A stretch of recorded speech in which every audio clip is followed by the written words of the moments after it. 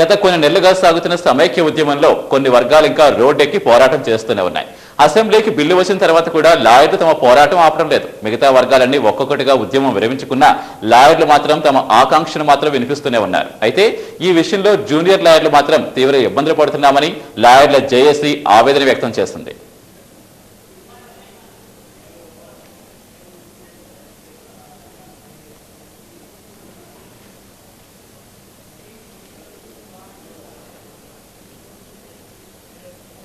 ఇక ఇదే అంశంపై మరింత సమాచారం విజయవాడ మరింత సుబ్బారావు సదుగున్నారు. సుబ్బారావు, ఏం చెప్తున్నారు అక్కడ స్థానిక లాయర్లు?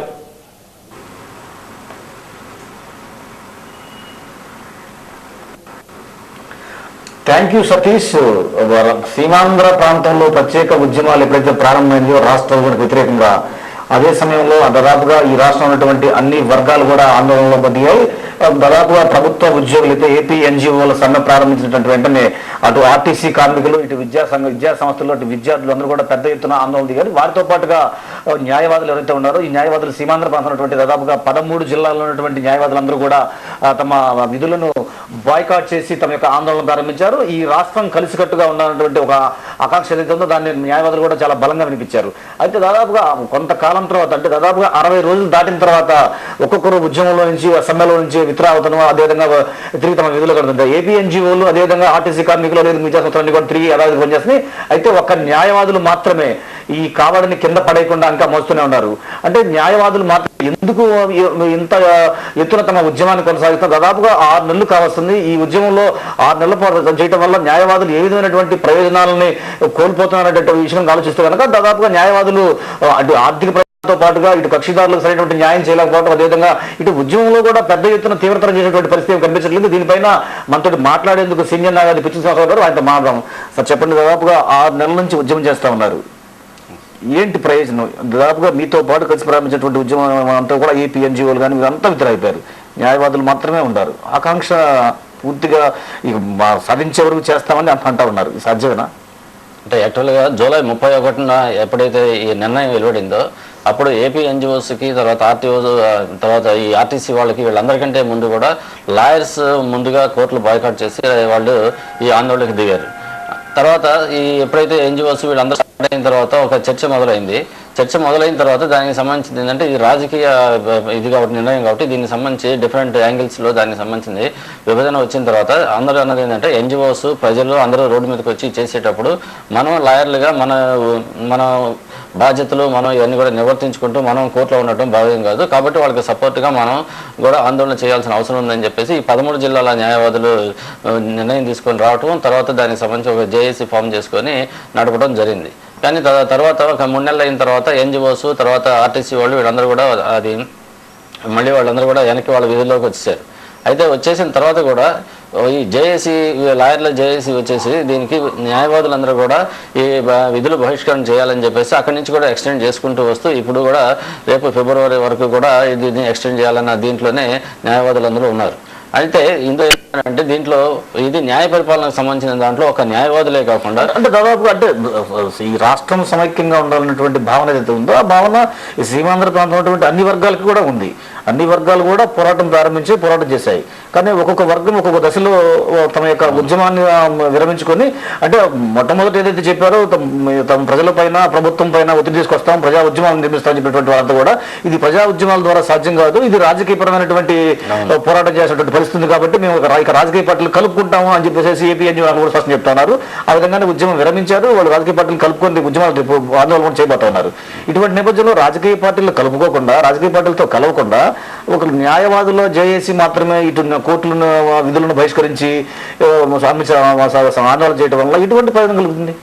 అంటే యాక్చువల్గా ఈ 13 జిల్లాలో ఉన్న న్యాయవాదుల్లో ప్రతి బార్ అసోసియేషన్లో కూడా జిల్లా అసోసియేషన్స్ ఇవన్నీ కూడా దీని మీద తీర్మానాలు చేసినాయి. ఏంటంటే మనం విధులు బహిష్కరించకూడదు, విధులు బహిష్కరించకుండానే మనకు దీనికి సంబంధించిన ఏదైతే ఈ సమైక్యవాదం ఉందో దీనికి సంబంధించి మనం మిగతా ఎన్జిఓస్, తర్వాత మిగతా ఏదైతే ఉందో ఈ వేదిక ఒకటి ఉంది కాబట్టి దానికి సంబంధించి మనం దాని సపోర్ట్గా ఉంటూ న్యాయవాదులుగా మనం చేయాల్సింది ఏంటి, ఇది రాజ్యాంగ చట్టపరమైన అంశాలు చాలా ఉన్నాయి, 371D ఉంది, ఆర్టికల్ 3 ఉన్నాయి, వీటన్నిటికి సంబంధించి కూడా మనం లాయర్లుగా దానికి సంబంధించిన సపోర్ట్ చేయాలి తప్ప మనం వీధుల్లోకి వచ్చి అయితే మనం పోరాటాలు చేయలేము, ఉద్యమాలు చేయలేదని చెప్పేసి ఆ నిర్ణయాలు తీసుకోవడం జరిగింది.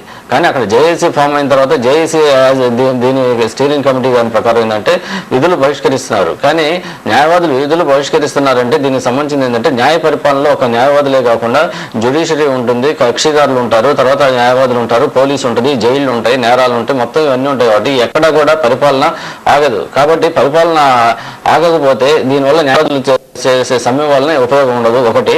రెండు, ఇది రాజకీయ కోణం నుంచి రాజకీయ నిర్ణయం కాబట్టి దీన్ని చేయాలనంటే రాజకీయ పార్టీలను కలుపుకోవాలి, ఎన్జిఓస్లను కలుపుకోవాలి, మిగతా వాళ్ళని కలుపుకోవాలి, మొత్తం ప్రజలందరినీ కలుపుకోవాలి. కానీ అటువంటి ఇది బలమైన నిర్మాణం అయితే లాయర్లకి లేదు. కాబట్టి లాయర్లు ఒక్కళ్ళే దీన్ని సమ్మెం చేస్తాము లేకపోతే మేము ఇది చేస్తామని చెప్పేసి అనడం కూడా అది కరెక్ట్ కాదు. కాబట్టి మొత్తం దీనివల్ల ఏంటంటే లాయర్లు నష్టపోతున్నారు, అంటే జూనియర్ న్యాయవాదులు, తర్వాత కక్షిదారులు నష్టపోతున్నారు, అలాగే ముఖ్యంగా ఫ్యామిలీ కోర్టుకు వచ్చే స్త్రీలు నష్టపోతున్నారు. వాళ్ళకి మనోవర్తి వీటికి సంబంధించిన చాలా డిలే అవుతున్నాయి.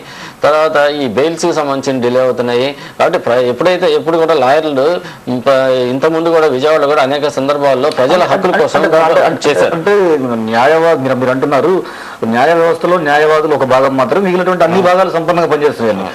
ఇక అన్ని భాగాలు పనిచేసినప్పుడు ఒక న్యాయవాదులు పనిచేయకపోవడం వల్ల నష్టం అయితే లేదనేటువంటి మాటకు మనం నేరుగా అనే పరిస్థితి లేదు. ఎందుకంటే దాదాపుగా న్యాయవాదులు, జూనియర్ న్యాయవాదులు ఉన్నారు, ట్రైనింగ్ న్యాయవాదులు కూడా ఆర్థికంగా చాలా ఇబ్బందిగా పడుతున్నటువంటి పరిస్థితి కనిపిస్తూ ఉంది. అదేవిధంగా మీరు అన్నట్టుగా మనోవత్ కోసం వచ్చేటువంటి వాళ్ళు కానీ, ఇటు బెయిల్స్ కానివ్వండి, అన్ని కూడా ఇబ్బంది పడుతుంది. ఇంకో పక్క చూసుకుంటే లాస్ట్ టైం ఏదైతే ఈ సీమాంధ్ర ప్రాంతంలో 3 చోట్ల జరిగింది, ఇటు విజయవాడ, అటు విశాఖపట్నం, ఇటు కర్నూలు ప్రాంతాల్లో కూడా హైకోర్టు బెంచ్ కోసం ఉద్యమం జరిగింది. ఆ నేపథ్యంలో మీరు బాయ్కాట్లు చేయొద్దని చెప్పేసి బార్ కౌన్సిల్ స్పష్టంగా ఆదేశాలు ఇచ్చినట్టుగా సమాచారం ఉంది. అది ఎంతవరకు వస్తుంది? అంటే ఒకటేంటంటే న్యాయవాదులు స్ట్రైక్ చేయకూడదు అనేది ఇంతకుముందు సుప్రీంకోర్టు జడ్జిమెంట్స్ ఉన్నాయి, హైకోర్టు జడ్జిమెంట్ ఉంది, దాని ప్రకారం సర్క్యులర్స్ ఉన్నాయి. బార్ కౌన్సిల్ కూడా తీర్మానం చేస్తుంది ఇప్పుడు కూడా విధులు బహిష్కరించడానికి లేదని చెప్పేసి. ఇది ప్రజలకు సంబంధించిన దీని కక్షిదారులు ఉంటారు కాబట్టి దానికి సంబంధించిందని. అందువల్ల ఏంటంటే ఇది ఉద్యమం చేయటం ఒకటే అయితే, ఉద్యమం చేయకుండా మనం కోర్టు లోపలికి వెళ్ళడము, తర్వాత రిప్రజెంట్ చేయటం, సరిగ్గా రిప్రజెంటేషన్ లేకపోవడం, తర్వాత బార్ కౌన్సిల్ రూల్స్ ప్రకారం కూడా కోర్టు వేసుకొని బ్యాండ్స్ కట్టుకొని ఇది చేసుకునే రూల్స్ ఉన్నాయి వాటన్నిటికీ. ఇది చేసేసి మేము కోర్టులోకి వెళ్తాము, లేకపోతే మాట్లాడతాము, లేకపోతే జడ్జిల దగ్గర మాట్లాడతామంటే అటు కక్షిదారులకి వాళ్ళు పూర్తి న్యాయం చేయలేకపోతున్నారు, అటు ఉద్యమానికి న్యాయం చేయలేకపోవడం వల్ల ఏంటంటే ఇటువంటి నిర్ణయాలు తీసుకోవడం వల్ల ఏంటంటే అది ఉద్యమానికి ఉపయోగపడదు, అలాగే ఈ న్యాయ పరిపాలనకు కూడా ఉపయోగపడదు. కాబట్టి దీన్ని ఆలోచించుకొని దానికి సంబంధించింది ఒకవేళ నిజంగా సమైక్యవాదం ఆ బలంగా ఉంటే, లేకపోతే ఆ ఉద్యమానికి చేయాలనుకుంటే లాయర్లుగా వాళ్ళు ప్రజల హక్కుల కోసం దానికి సంబంధించి రాజకీయంగా చట్టపరంగా, ఎందుకంటే ఇప్పుడు వచ్చేసరికి బిల్లు వచ్చేసింది. బిల్లు వచ్చిన తర్వాత ఏంటంటే దానికి చట్టం, తర్వాత బిల్లు అంశాలు చాలా ఉంటాయి. కాబట్టి ఆ రాజ్యాంగ పరిధిలోనే ఉంటాయి. కాబట్టి ఆ చట్టం, రాజ్యాంగం గురించి న్యాయ నిపుణులు ఉన్నారు కాబట్టి లాయర్స్ ఫోరము దీనికి సంబంధించింది హైకోర్టులో కానీ సుప్రీంకోర్టు కానీ దాన్ని ఛాలెంజ్ చేయటము, దానికి సంబంధించిన చట్టం కాకుండా దాన్ని ఏం చేయాలి ఏంటనేది ఈ అంశాలన్నీ కూడా చట్ట పరిధిలో చేయాల్సిన పనులు చాలా ఉన్నాయి. కాబట్టి లాయర్స్ జేఏసీ ఫోరము దాన్ని ఆలోచించి ప్రజలకి, కక్షిదారులకి ఇబ్బంది కలగకుండా, అలాగే న్యాయవాదులకి, జూనియర్ న్యాయవాదులకు కానీ వీళ్ళకి కానీ అట్లా ఇబ్బంది కలగకుండా దానికి సంబంధించింది ఏంటంటే ఆ ఉద్యమానికి ఉండటానికి ఆ న్యాయపరమైన, రాజ్యాంగపరమైన అంశాలలో తోడ్పడితే అది ఆ ఉద్యమానికి బలంగా ఉంటుంది. కానీ అలా కాకుండా ఏకపక్షంగా అది ఊరికినే ఒక రిజల్యూషన్ పాస్ చేసేసి మేము విధులుగా బహిష్కరిస్తున్నాం అని అంటే దానివల్ల నష్టపోయేది న్యాయవాదులు నష్టపోతారు, తర్వాత కక్షిదారులు నష్టపోతారు. అలాగే అసలు ఇంతకుముందు దేనికోసమైతే పెద్ద ఉద్యమం చేశారో, ఏది విశాఖపట్నంలో కానీ, రాయలసీమలో కానీ, తర్వాత కోస్తాలో కానీ, లేకపోతే అటు ఉత్తరాంధ్రలో కానీ పెద్ద ఉద్యమం చేశారు హైకోర్టు బెంచ్ కావాలని. ఎందువల్ల అది కూడా ప్రజల కోసం చేశారు. ప్రజలకి ఇప్పుడు మొత్తం హైకోర్టులో 70% కేసులన్నీ కూడా ఇటు కోస్తా నుంచే వెళ్తున్నాయి. కాబట్టి ఇక్కడ కక్షిదారులు ఇక్కడి నుంచి అంత దూరం నుంచి రాయలసీమ, తిరుపతి నుంచి అక్కడ దాకా వెళ్ళాలంటే చాలా కష్టం. కాబట్టి ఈ న్యాయ పరిపాలన కూడా వాళ్ళ దగ్గరికి రావాలి. కాబట్టి దానికి సంబంధించి హైకోర్టు బెంచ్ ఉంటే బాగుంటుందని చెప్పేసి డిమాండ్ చేయడం జరిగింది. ఈ రోజు మొత్తం ఈ విభజన దీనివల్ల ఏంటంటే మన రాష్ట్రానికి ఒక హైకోర్టు వస్తుంది. ఆ హైకోర్టు వస్తే దానికి సంబంధించింది ఏంటంటే మన ఈ రాజ్యాంగపరమైన అంశాలు కానీ, వీటిని కానీ, ఈ అవినీతి గురించి, చాలా ప్రజల సమస్యల గురించి మనం హైకోర్టులో రాజ్యాంగపరంగా ఛాలెంజ్ చేసుకోవడానికి అవకాశం ఉంటుంది, చట్టపరంగా ప్రశ్నించడానికి. హైకోర్టుకి రావడం అనే విషయంలో న్యాయవాదులు అయితే ఒక మాట చెప్తా ఉన్నారు, మేము హైకోర్టు రావాలని కోరుకోవట్లేదు, హైకోర్టు బెంచ్ మాత్రం కోరుకుంటున్నాం. హైకోర్టు రావడం అంటే రాష్ట్రం జరిగిపోవటమే, మేము హైకోర్టుని ఛాలెంజ్ చేస్తున్నాం, మాకు హైకోర్టు అవసరం లేదు, మాకు బెంచ్ కావాలి. ఎందుకంటే ఈ రాష్ట్రం సమైక్యంగా ఉండాలని కోరుకునేటప్పుడు మేము హైకోర్టును మేము ఖచ్చితంగా ఇటువంటి నేపథ్యంలో మేము త్యాగం చేస్తున్నాం మేమని చెప్పి న్యాయవాదులు చెప్తా ఉన్నారు. అటు న్యాయవాదుల ఆకాంక్ష కూడా తప్పు కాదు, ఎందుకంటే రాష్ట్రం కలిసి ఉన్నటువంటి వాళ్ళ ఆకాంక్ష కూడా అందరూ ఆమోదించేటువంటి పరిస్థితి సమాంధ్ర ప్రాంతంలో. కానీ వాడు చేసేటువంటి విధానం దాదాపుగా అన్ని వర్గాలు ఆందోళనను విరమించి ఆయా వృత్తుల్లోకి ఆయా బాధ్యతల్లో వెళ్ళిపోయి పనిచేస్తూ ఉంటే ఒక న్యాయవాదులు మాత్రం మేము కొనసాగిస్తాం, ఈ సమస్య పరిష్కారం అయ్యే వరకు కొనసాగిస్తా ఉన్నారు. అసలు ఈ సమస్య ఎప్పుడు పరిష్కారం అవుతుంది, ఎలా పరిష్కారం అవుతుంది? ఒకటే అది న్యాయవాదులు, అందుకనే చెప్పేది న్యాయవాదులు ఒక్కళ్ళే ఉన్న వాళ్ళందరిలో కూడా సమాజంలో ఉన్న వాళ్ళలో న్యాయవాదులు ఒక్కళ్ళే ఈ సమస్యను పరిష్కరించలేరు. ఇది అందులో రాజకీయ నిర్ణయం. కాబట్టి రాజకీయ పార్టీలను కదిలించకుండా లేకపోతే మిగతా ప్రజలను కదిలించకుండా ఎన్జిఓస్ వీళ్ళెవరిని కదిలించకుండా ఒక్కళ్ళే చేయడం కుదరదు. కాబట్టి ఏంటంటే దీనికి సంబంధించింది న్యాయవాదులు ఎంతవరకు చేయాలి, ఏం చేయాలనేది అంశం ఉండాలి. కాబట్టి డైరెక్ట్గా మేమేదో ఉద్యమాలు చేస్తామంటే ఇప్పుడు ఈ రోజు చూస్తే ఏంటంటే న్యాయవాదులు కూడా ఉద్యమం మొత్తం తమ చేతిలో తీసుకుని ఒక ఉద్యమం చేయట్లేదు. కాబట్టి ఉద్యమం చేసే అవకాశం కూడా ఉండదు. అందువల్ల ఏంటంటే దీనికి సంబంధించి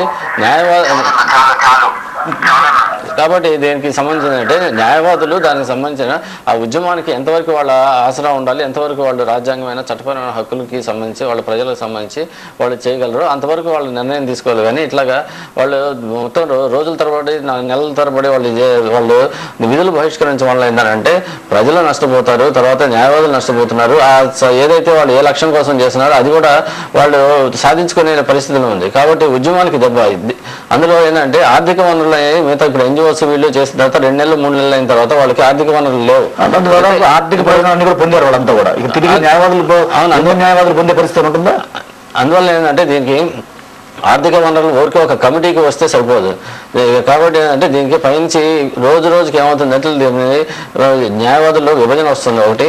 తర్వాత ఇదేంటంటే పొలిటికల్ దీంట్లోకి వెళ్ళిపోతున్నాయి, రాజకీయ నాయకులు కంట్రోల్ వెళ్ళిపోవటం లేదంటే ఆ ఉద్యమ స్ఫూర్తి దెబ్బతింటుంది. అందువల్ల ఏంటంటే దీనికి సంబంధించి న్యాయవాదులు ఏం చేయాలి, ఏమంటే రాజ్యాంగపరమైన చట్టపరమైన ఇది ఈ ఉద్యమానికి ఇస్తే ఒకవేళ నిజంగానే దీనికి సంబంధించిన సమైక్యవాదానికి ఉంటే దానికి సంబంధించిన ఇది వాళ్ళకి ఆ ఉద్యమానికి వాళ్ళు బలం చేకూర్చే ఇది సాధనంగా ఉపయోగపడతారు లాయర్స్. Thank you. న్యాయవాదులు ఏదైతే చేస్తున్నారో సమైక్యవాదం కోసం రాష్ట్రం సమైక్య ఉండాలని చేస్తున్న ఆందోళన సమర్థనీయమే, అయితే వారి ఆకాంక్ష సమర్థనీయమే అయినప్పటికీ కూడా వారు ఏదైతే ఆందోళన తీరుందో ఆ ఆందోళన తీరు మాత్రం సమర్థనీయంగా లేదని చెప్పేసి అంటా ఉన్నారు. ఎందుకంటే దాదాపుగా అన్ని వర్గాల వాళ్ళు ఆందోళన నుంచి పాల్గొని వాటి నుంచి విరమించిన నేపథ్యంలో ఒక్క న్యాయవాదులు మాత్రమే తమ యొక్క ఆందోళన కొనసాగించడం ద్వారా ఇటు న్యాయ వ్యవస్థలో ఉన్నటువంటి అనేకమైనటువంటి ఇబ్బందులు ప్రజలు ఎదుర్కొంటారు. అదేవిధంగా న్యాయవాదులు జూనియర్ న్యాయవాదులు కూడా ఆర్థికమైనటువంటి సమస్యలు ఎదుర్కొంటారు. ఇంకో పక్క చూస్తే న్యాయవాదులు తమ యొక్క న్యాయ పరిజ్ఞానంతో ఇటు హైకోర్టులో కానీ అటు సుప్రీంకోర్టులో కానీ ఒక స్పష్టమైనటువంటి పోరాటం చేసి రాజ్యాంగపరమైనటువంటి ఉల్లంఘనలు ఎత్తి చూపించి రాజకీయ పార్టీలకు లేదంటే పోరాట ఉద్యమాలకు అండగా నిలవాలి. కానీ ఇటువంటి ఆందోళనలు కొనసాగించడం కాలంతో పరిమితమైనటువంటి ఆందోళన కొనసాగించడం ఎటువంటి ప్రయోజనం చెప్పేసి భావిస్తున్నారు. ఇది పరిస్థితి. Out studio.